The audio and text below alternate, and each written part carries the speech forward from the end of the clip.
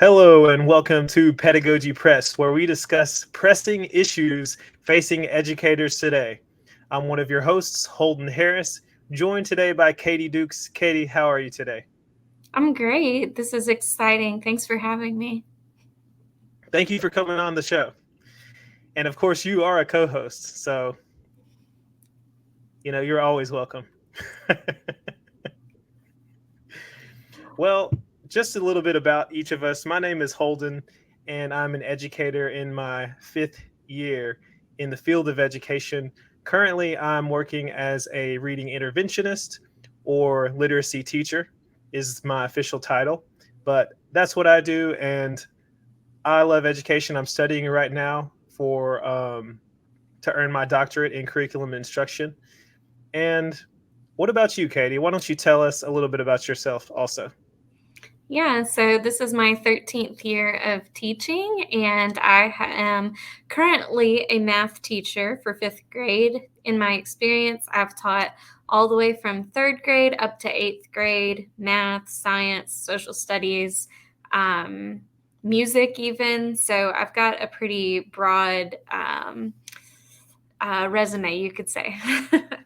Sounds like it. Well, we have two exciting topics to talk about today.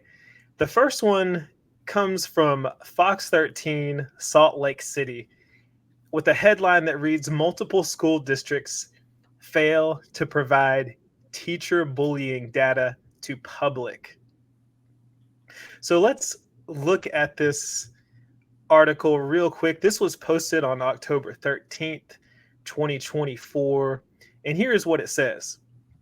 Fox 13 News is investigating dozens of cases across Utah of teacher bullying students. We've spent months trying to gather data so parents can make informed decisions about child safety. For the purposes of this story, Fox 13 News filed requests for copies of all records in which a school district employee was disciplined due to sustained complaints matching the description of bullying in school year 2022 to 2023 or 2023 to 2024 from Utah's 11 largest public school districts. Now, the article goes on to say that basically some of the school districts that they requested these records from did not cooperate. They tried to conceal some information or just did not want to hand over the records. Specifically, it says some districts provided some records but otherwise withheld disciplinary cases that clearly match the state's definition of bullying. And if you read further into the article, Fox 13 published a complimentary article which lists all of these teachers in different school districts and the specific details of these disciplinary cases. For example, one of the cases here that they have just out there is of this one teacher. I'm not going to name their name, but it says that so and so received a written directive and 2 days of paid leave in fall 2023. And here are the specific details listed. You called an Asian student Kim Jong Un and projected an image of Kim Jong Un when class members asked who that was, wrote the principal. Several students also reported you made a comment about them looking similar. This was unacceptable and showed poor professional judgment. The teacher was told never to do this again, and the principal vouched for the teacher and said, "Hey, they're a good teacher. They're really good at what they do." It kind of stood up for them, but that was one of the milder cases. There are some other cases that deal with harassment, much more extreme things than calling a student Kim Jong Un and projecting an image. I think one of them was another teacher had some food in the hallway and was like wagging it and calling the dog a puppy or something like that. Some really strange stuff. But I had never heard anything like this before, of a news outlet trying to contact school districts and ask them to release the records. Apparently, in Utah, you know, teaching is a public it's a public profession, and the records, the disciplinary records, are supposed to be public, and that's why there's like they're like, oh well, why aren't y'all releasing the records? Because it is public information. Shouldn't you be doing this? So I have some questions, and one of them is this public shaming or is this a good practice? And what do you think? Well, first of all, it sounds like Utah needs to do a better job in hiring their teachers or educating their teachers. Like, where are they getting these folks from?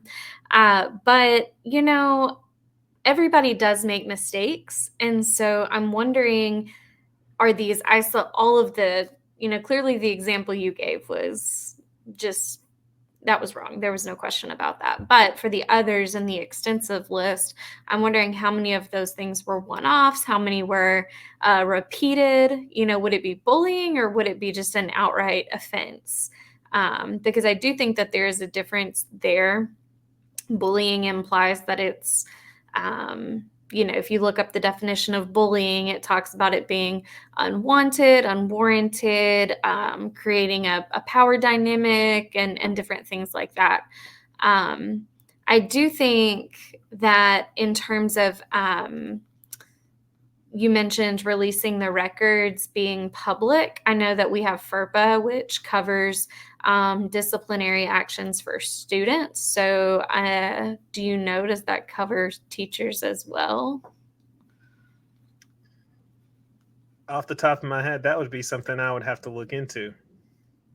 Right. So especially if there are any students' names listed, then that certainly wouldn't be, because they're minors and things such as that.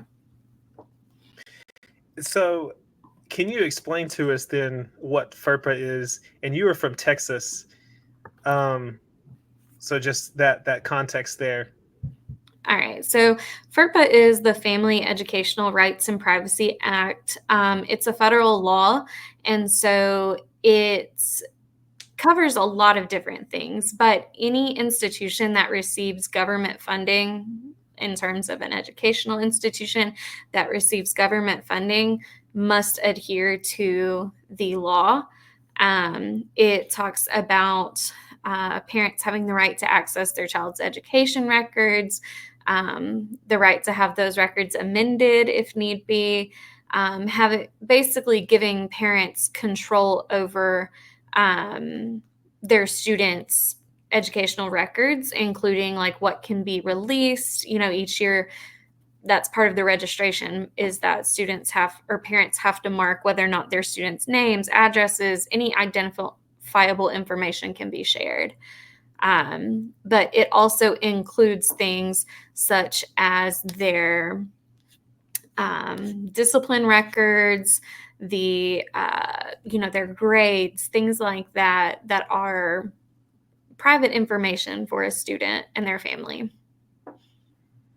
Okay, and I know that you are going into leadership, so that's extremely important. It sounds like for leadership to know when records can be released, what can and cannot be put out. And so that brings up another interesting question, because we're asking this. Do you think that it's possible that the administrators who are being asked to release these records, maybe for them it is a refresher, having to look up, can we do this? Do we have to legally do this? Yeah, I mean, I think, most school districts do have a public relations officer of some sort who is going to be the primary person releasing those kinds of records. But in terms of their upper level administration within the district, they certainly need to be well versed on what information can and cannot be released, and really what should and should not be released. even though it is public record, certain things having to do with schools, sometimes you still have to have like a subpoena to have those things released. Like it has to go through the actual court system. The schools aren't obligated to just publish whatever is requested. This this situation is really strange because now on one hand, it says that they were asking about records from the 2022 to 23 school year and 2023 to 2024. So it's not like they're just trying to go way back in the past and find all of these things, because there's no telling what they would find.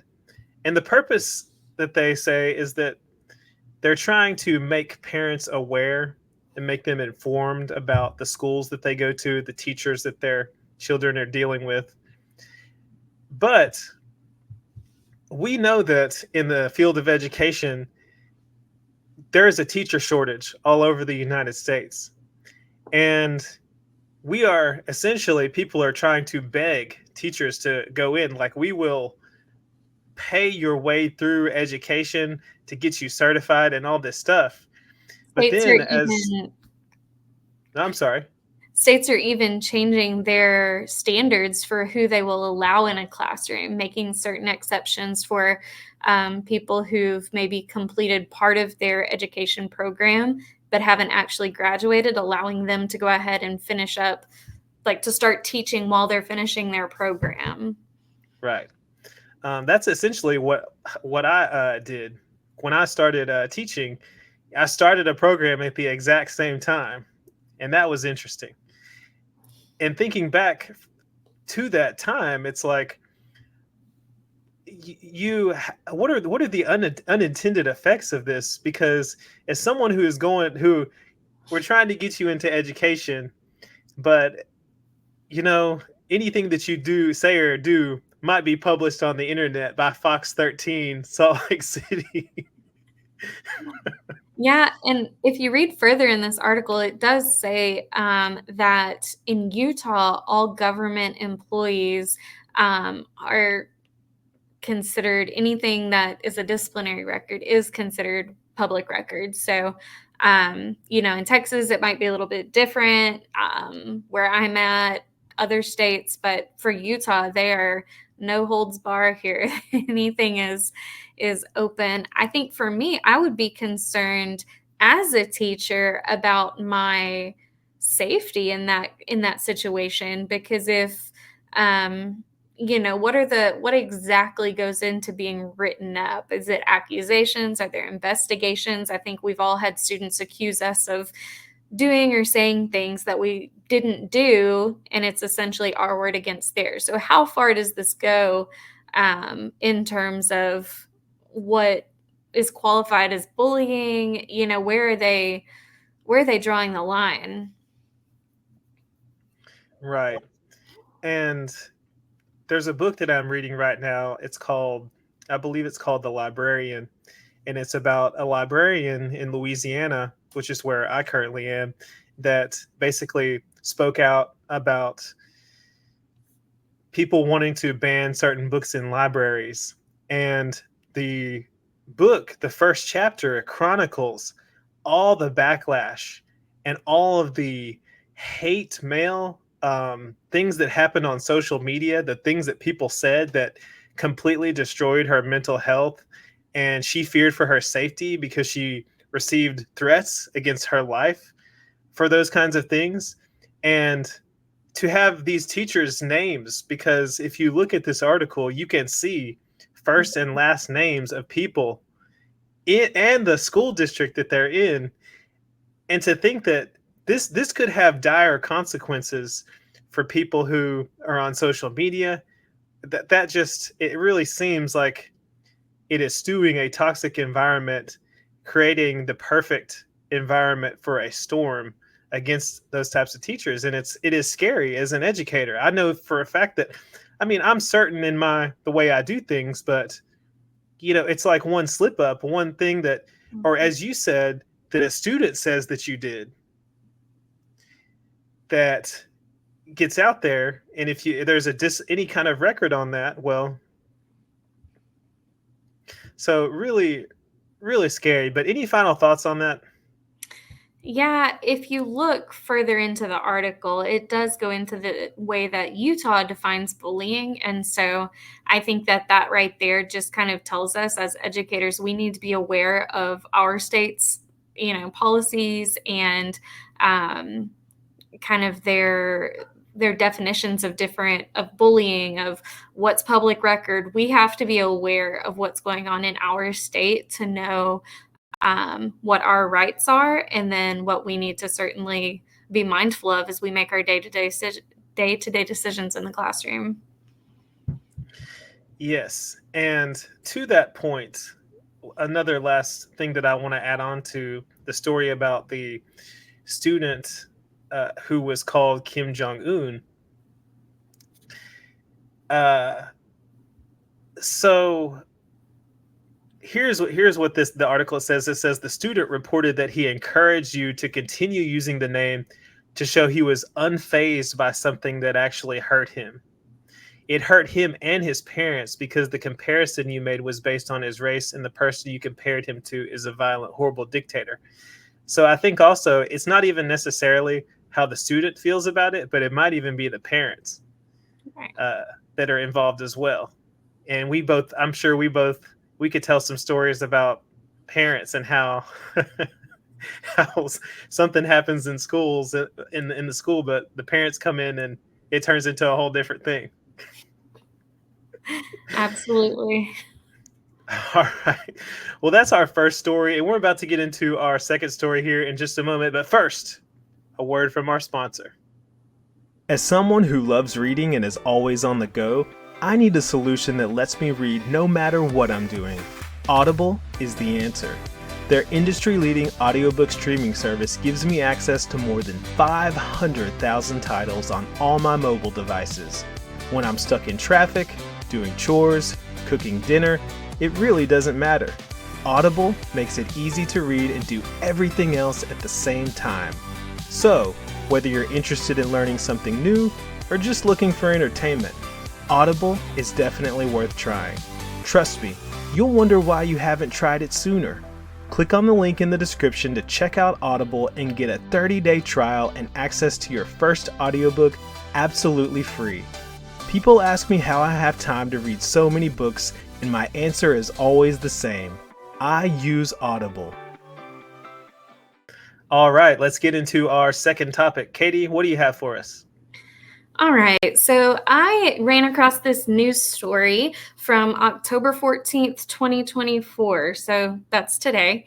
And it says Lubbock Middle School cheerleaders suffer burns after punishment from teacher.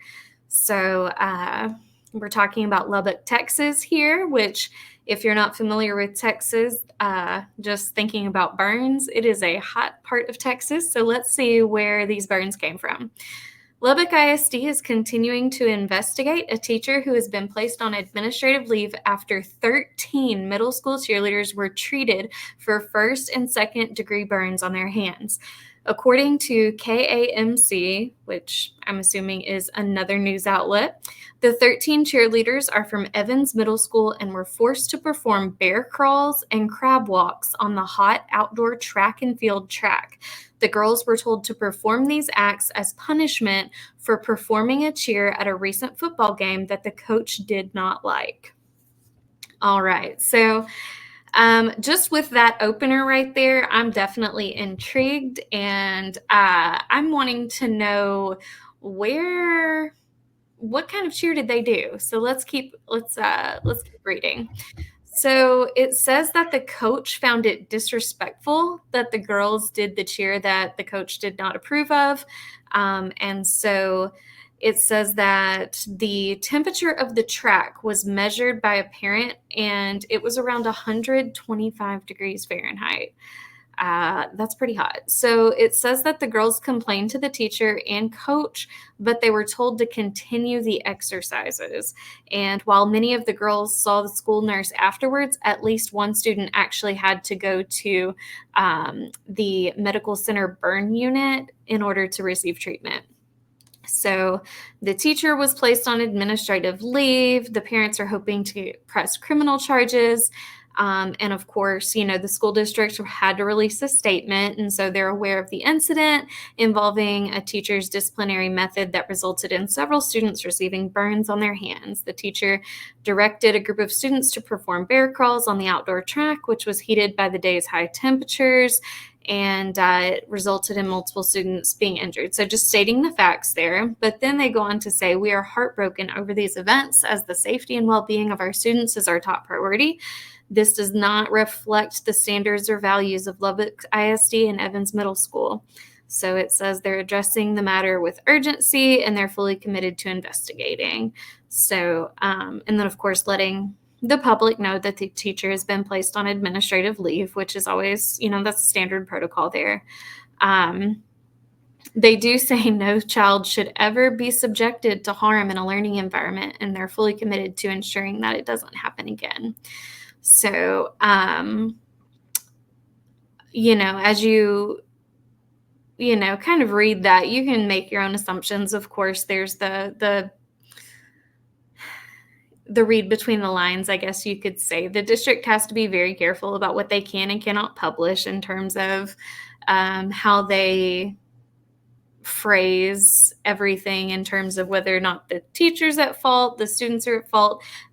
It does say the investigation is ongoing, and I'm guessing it's because it's such a new story, but it doesn't exactly say what the cheer was. So that's something that I'm interested to know.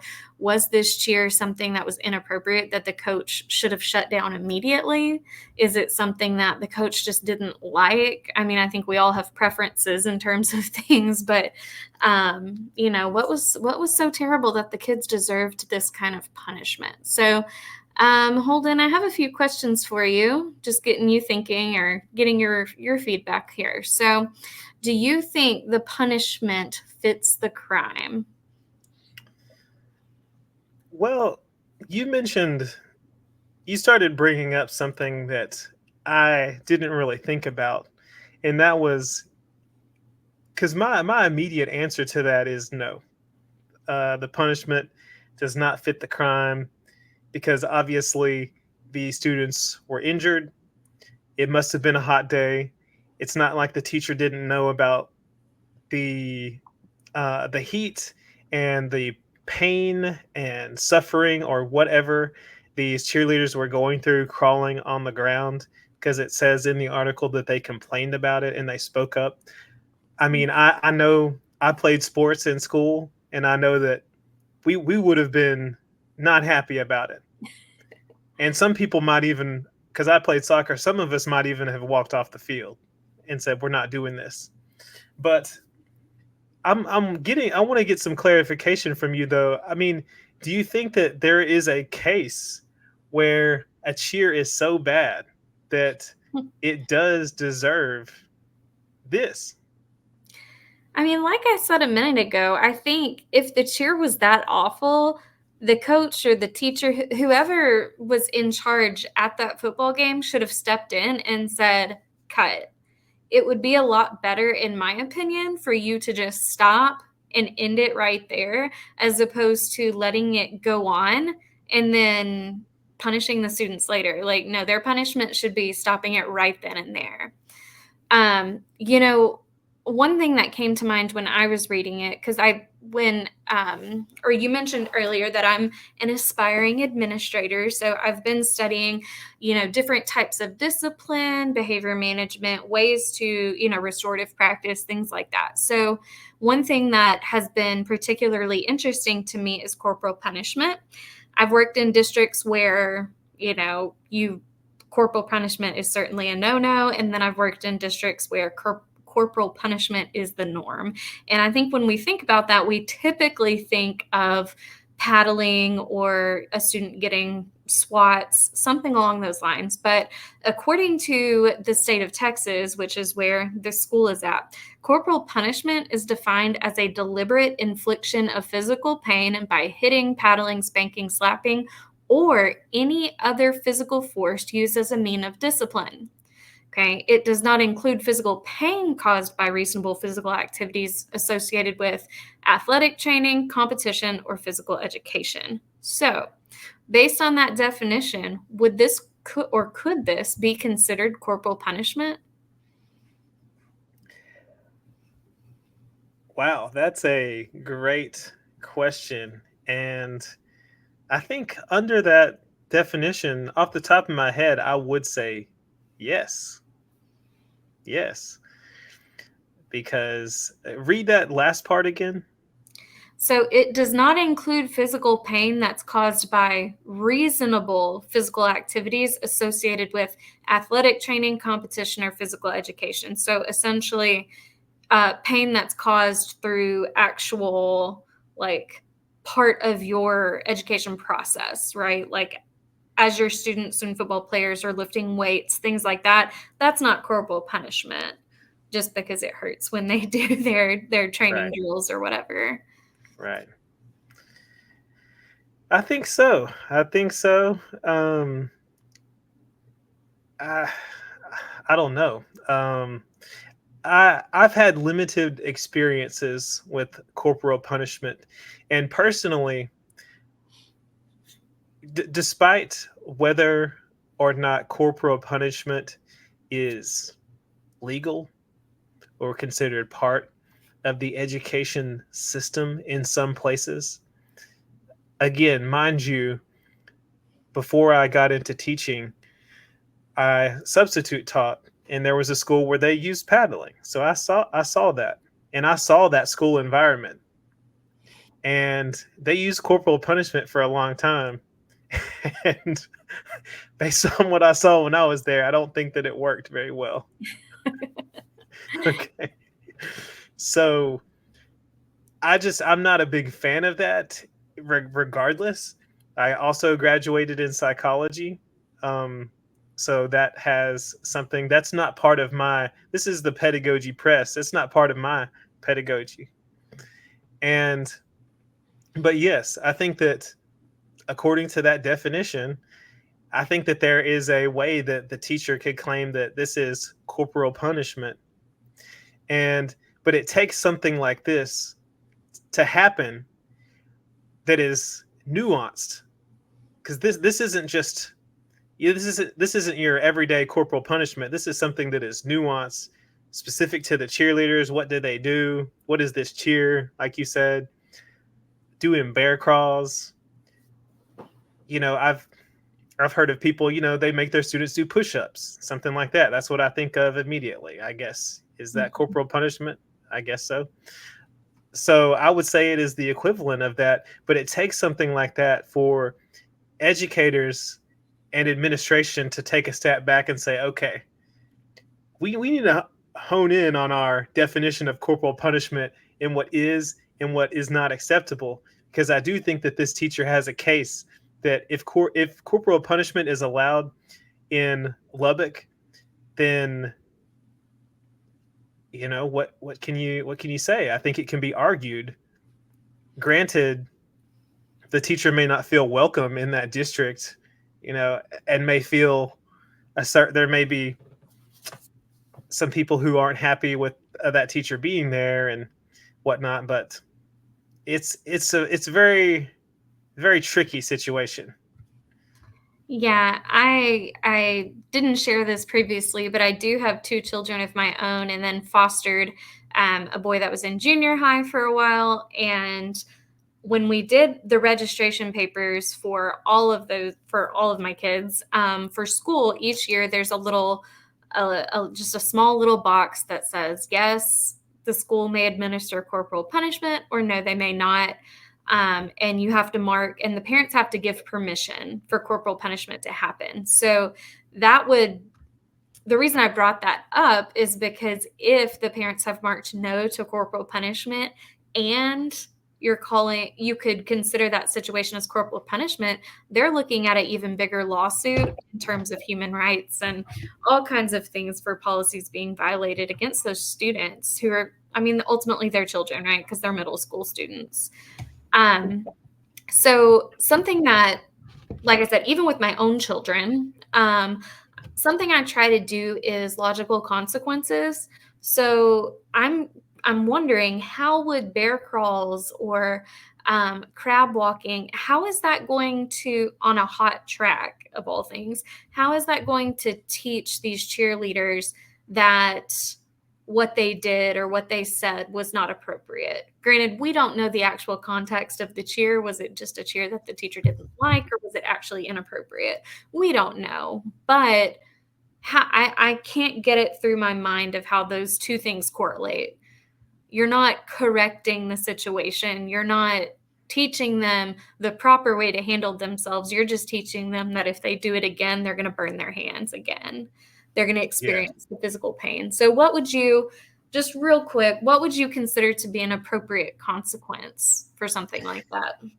I like how you bring up restorative justice and restorative discipline, because that kind of is the movement in the education system right now, moving away from what some would see as archaic ways of discipline and going towards restorative justice. And it's difficult to say exactly without knowing exactly what this cheer was.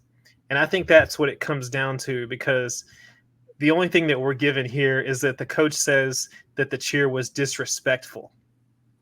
And if they did something disrespectful, I think that whatever the punishment, quote unquote, should be owning up to that disrespect. And maybe they owe someone an apology. Maybe they have to go out of their way outside of school. After practice, spend extra time doing something to make amends for whatever they did that was disrespectful. Because we could go on and on, but one of the reasons for the education, one of the goals and aims is to socialize children to help them be productive members of society. And teaching them, I think it is a teachable moment to, well, if you do something wrong, make amends for it, rather than if you do something wrong, expect punishment. So I don't know, but that's what I would say is I would come up with something for them to do that requires some extra time. You may have to come up on a Saturday and do something. Uh, so that's what I would say. Well, I definitely think that the story is interesting. I'll definitely be following it. I want to see how this turns out, not only for the students, but for the teacher in the school district as well. So I'll keep you posted. Well, thank you for that, Katie. And that is all we have today for Pedagogy Press. Thank you for watching. Make sure that you leave your comments down in the comment section below. Let us know what you think about releasing disciplinary records, corporal punishment, these cheerleaders and their first and second degree burns. Also, make sure that you like this video, subscribe to the channel if you are new to the channel so you never miss out on Pedagogy Press and all the other content that we'll be releasing with Classroom Camp. Once again, thank you for watching. Katie, do you have any final words? Thanks for watching. We'll see you next time.